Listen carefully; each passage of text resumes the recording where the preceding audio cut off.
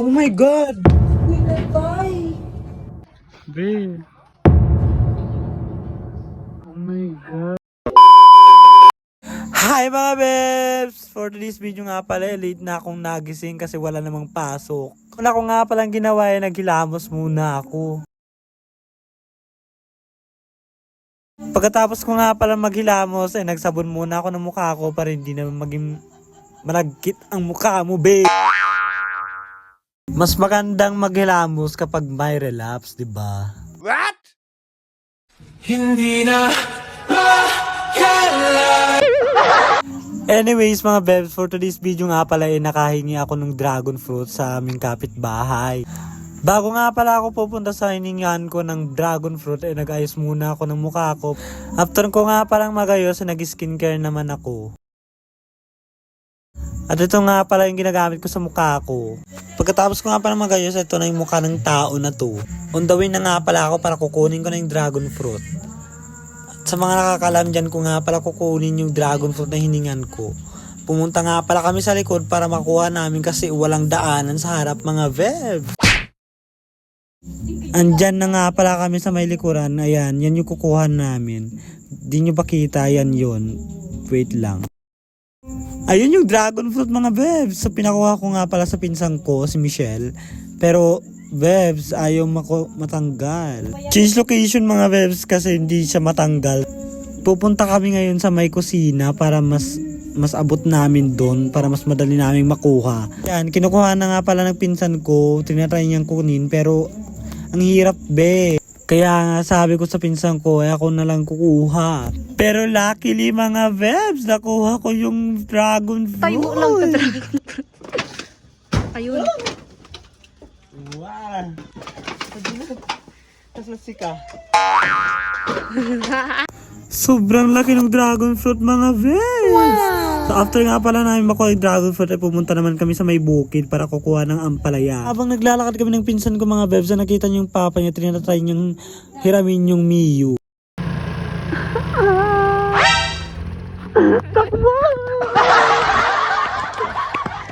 After nga pala namin pagtipan ng pinsan ko, tumakbo kami at pupunta na nga pala kami sa may pupuntahan namin.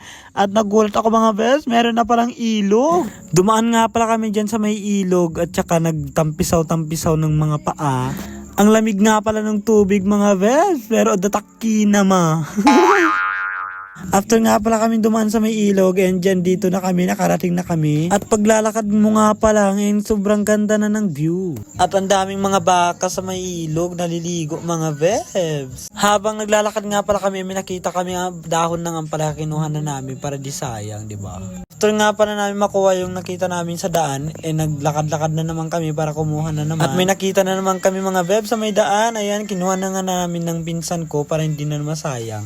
After nga pala namin makuha, pumunta naman kami sa may ibang place or may location. Sa next spot na pala na pinuntahan namin ng pinsan ko, nagulat ako mga bebs, sobrang dami palang mga dahon ng ampalaya. Ang kagandahan mga bebs, kapag nakatira ka sa probinsya, kapag gutom ka, makakahanap ka ng mga gulay na libre. Tulad sa syudad mga bebs, binibili ang gulay, sobrang mahal. Pero dito sa probinsya, pitpidutom lang. Kapag may magbubukod dito mga bebs, binihingi lang namin yung mga gulay tulad ng mga ampalaya, tarong, karabasa, tabungaw, kasjay. Nagkukuha pala kami ng dahon ng ampalaya, nakita ko sa auntie ko. Hi ko naman. Malapit na nga pala akong matapos kumuha ng dahon ng ampalaya dyan mga bebs. Kasama ko din yung pinsan ko at matapos na din siya. Tapos na nga ang tao na to. Bye, tapos na kami kabuha. Nagbabay nga pala yung auntie ko mga bebs. Mabayo. At ito nga pala yung view ng nagkuhanan namin mga bebs. Sobrang ganda. After nga pala kami makakuha ng pinsan ko naglakad na kami para uuwi na din. Sa mga hindi nga pa nakakaalam mga webs, hindi naman karayuan sa may bahay namin, maglalakad ka lang ng ilang kilometro. Habang naglalakad kami mga webs nandito yung aso ko, kasama pala namin si Kuko. At ganito nga pala kadaming nakuha ko mga webs. At dadaan nga pala ulit kami sa may ilog para makatawid. Parang pinagbago yung ilog mga bed, dala tatakkinan. After nga pala namin makatawid sa may ilog, dyan, palapit na kami sa may bahay mga beb. At ayan mga bebs, nakarating na kami finally. Oh my God. At andito na nga pala ang tao na to sa may bahay. What? At ayan na nga yung bahay mga bebs. So ang una ko nga palang ginawa ay ginulay ko na yung paria. Dahil magdidinengdeng tayo for today's video. Pagkatapos nyan mga bebs, lagyan mo na din ng 2x2. Charot lang, hindi ka magto 2x2. At nga pala yan, binuksan ko na yung stove namin. While waiting nga pala, huy, hindi ka while waiting mo. Nagadupay mo tamo, maging English ka pala. Taste test. Oh, shit. Shit. Shit. Shit. Ginos na. Sarap, di ba? Yes, sarap. After nga pala ng taste test, inilagay ko na din sa may plato para may ready na natin pag mumumukbang tayo mamaya mga bebs. Na mga bebs, kumulo na nga pala yung pinapakuluan ko, sardinas baka naman. Taste test. Skim first. Nag-uwi ka pa mo. After nga pala yan, nilagay ko na yung dahon ng ampalaya at papakuluin ko na lang yan. At ayan mga beb, luto na siya. Luto na nga siya mga beb. So ayan, kuha na din kayo ng bahaw or kanin nyo sa manyo ko at kakain na tayo. At ano na nga pala yung pinaggagawa ko kanina mga beb. Kain po tayo. At sa inyo na nga yung first bite mga bebs. Satisfied ang tao na to. Sobrang sarap nung ampalaya mga bebs. At yung kain ka lang ng kain, wala ka namang ginagawa sa bahay. Magiging palamunin ka na lang talaga. Wala akong magagawa mga beb, sobrang sarap ng ulam ko.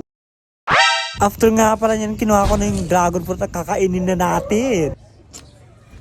At sobrang sarap ng dragon fruit mga beb, sobrang tamis, hindi siya yung maasim. Kasama ko nga pala si Marco sa pagkain ng dragon fruit, hindi ko naman may ubos yan. Ubusin mo ba yan be?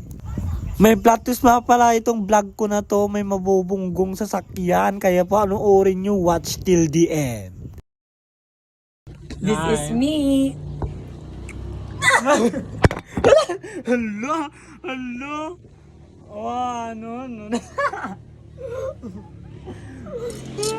Again.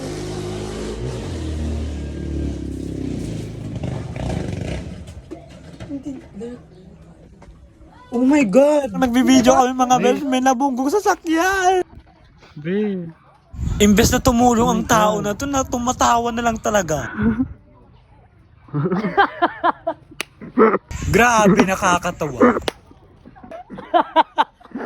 Be, may brag. May brag. Tawang-tawa siya bakla. Sobrang saya ng tao na to. Be, may brag. It's a Jet2 holiday.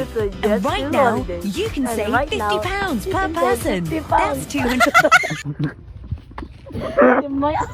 Taob ang sasakyan. Dala kontrol, di mo rin pera natin maya.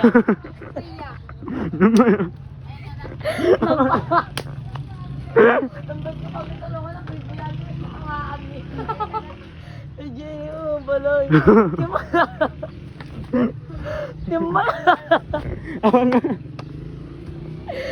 Preno na.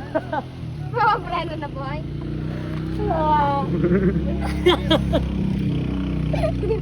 Ayan, finally, naayos na nila yung sasakyan nila. Kaya, nagsunod na? Okay na siya mga guys. Danay brag guys, danay brag.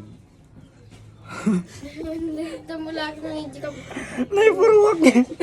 Naipuruwag, di na lumag.